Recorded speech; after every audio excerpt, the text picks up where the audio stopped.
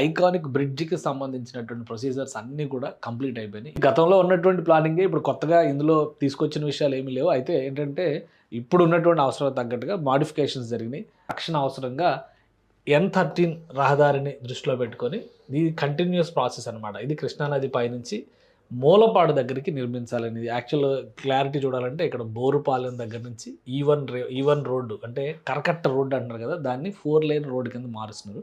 అక్కడి నుంచి ఇది స్టార్ట్ అయిద్దనమాట. ఇక్కడ మూలపాడు దగ్గర నేషనల్ హైవే 65 నేషనల్ హైవే 65 అనేది అమరావతికి సంబంధించి హైదరాబాద్‌కి సంబంధించి విజయవాడ మీదుగా మచిలీపట్నం వెళ్ళేటువంటి రోడ్డు. అంటే కూడా రెడీ చేసింది రాష్ట్ర ప్రభుత్వం. సో నిర్మాణం జరిగితే ఈ విధంగా మారుతుందనమాట.